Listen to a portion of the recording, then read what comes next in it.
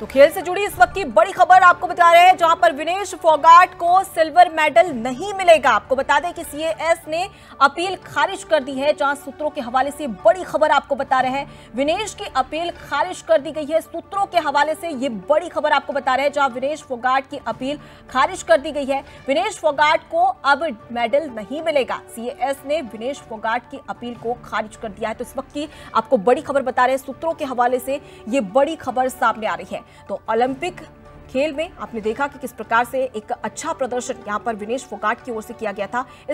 और पूरे Paris Olympic में एक भी ऐसा मुकाबला नहीं था जो विनेश फोगाट हारी हो। उसके बाद में आपको ये बता दें कि ओवरवेट होने की वजह से उन्हें डिस्क्वालीफाई कर दिया और सीएएस ने अब उनकी जो याचिका है उसे खारिज कर दिया है। तो कहीं ना कहीं जो भारतवासियों को और उसके साथ ही विनेश फोगाट को जो कहीं ना कहीं एक उम्मीद थी, वो उम्मीद अब खत्म होती हुई नजर आ रही है। तो सूत्रों के हवाले से अब आपको ये बड़ी खबर बता रहे हैं, जहां पर विनेश की अपील खारिज कर दी गई है। आपको बता दें कि 50 केजी के कैटेगरी में विनेश फोगाट खेल रही थी और इसी दौरान उनका 100 ग्राम ज्यादा वेट हो गया था, यानी कि ओवर वेट होने की वजह से उन्हें डिस्क्वालीफाई कर दिया गया था फाइनल में।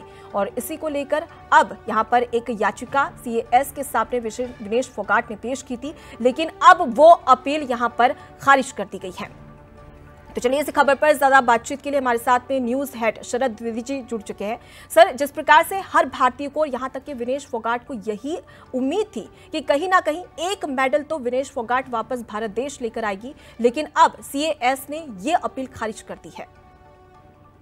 देखिए, खबरें यही आ रही हैं और बहुत दिल को ठेस पहुंचाने वाली खबर है कि जो हम लोगों ने पेरिस ओलंपिक में विनेश फोगाट के साथ हुई त्रासदी के बाद अपील की थी, ये अपील हमने की थी court of arbitration for sports यानी सीएएस में।